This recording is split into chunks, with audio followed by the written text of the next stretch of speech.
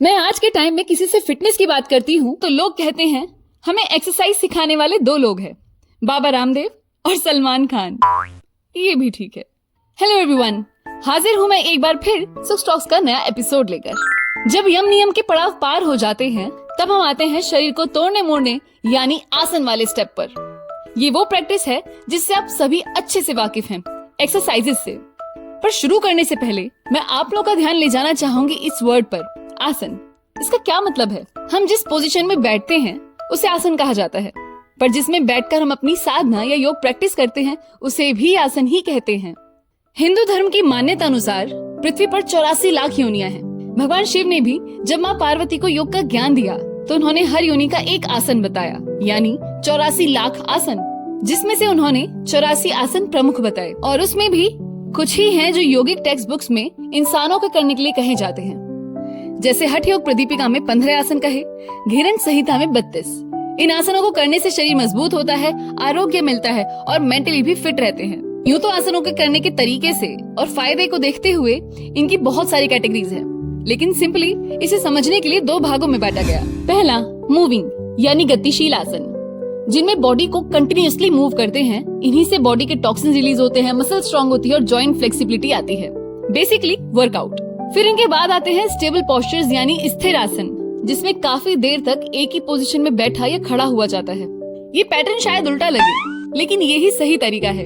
आपने कभी नोटिस किया हो कि हम एक पोजीशन में बहुत देर तक बैठ नहीं पाते, कहीं दर्द होने लगता है, कहीं कुछ सो जाता है। तो जब हम देर तक बैठ नहीं सकते तो मेडिटेशन कैसे करेंगे? इसीलिए बॉडी को इतना स्ट्रॉन्ग बनाया जाता है कि वो कैसा भी प्रेशर झेल सके। मतलब ये कि स्टेबिलिटी चाहिए तो पहले उधम मचाना पड़ेगा। आसनों में ब्रीदिंग का बहुत इंपॉर्टेंट रोल है। सही ब्रीदिंग पैटर्न ही नॉर्मल वर्कआउट और सेल्फ रियलाइजेशन पोस्चर्स में फर्क पैदा करता है और उस आसन का असर भी बढ़ा देता है।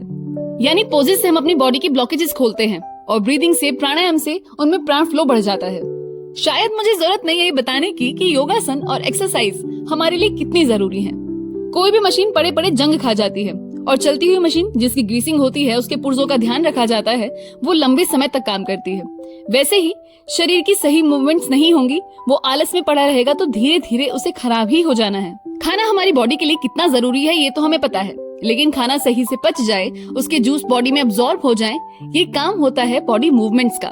एक्सरसाइजेस हमारी बॉडी के हर सिस्टम पर असर डालती हैं। Hormones, digestion, respiratory, blood circulation को मैनेज करती हैं और डे नाइट रूटीन को भी अफेक्ट करती हैं। सो आई वुड सजेस्ट कि अब तक हमने अपनी बॉडी के साथ जो किया उसे तो हम बदल नहीं सकते, लेकिन प्रेजेंट में अपनी बॉडी पर ध्यान देंगे तो फ्यूचर भी आराम से निकलेगा। Initially half an hour practice of few asanas would be enough. जब हम योग पथ पर चलते हैं तो सबका अपना अलग एक्सपीरियंस होता है। जब मैं योग में आई थी तब ज्यादा कुछ समझ नहीं आ रहा था, लेकिन एक आसन ही ऐसी चीज थी जिसकी वजह से मैं योग से जुड़ पाई। खुद को सुनना, हम क्या महसूस करते हैं, ये तभी समझ आता है जब पूरा ध्यान खुद पर लगाते हैं। जब किसी आसन में रुककर अपने शरीर से, मन से निकलती हुई कमजोरी और दर्द को महसूस करोगे, तभी उनसे डील करने का स्टेमिना और कॉन्फिडेंस भी मिलेगा। It gave me a lot of strength. हाँ, पर जैसे मैंने कहा, सबका अपना अलग एक्सपीरियंस, वैसे ही जैसे हर शरीर, हर बीमारी के लिए अलग आसन। तो बस आज के लिए इतना ही। फिर मिलूंगी एक नई पुरानी सी बात के साथ। तब तक कल से या मंडे से वर्कआउट शुरू करेंगे, ये बहाने छोड़कर आज से ही काम पर लग जाइए। बाय।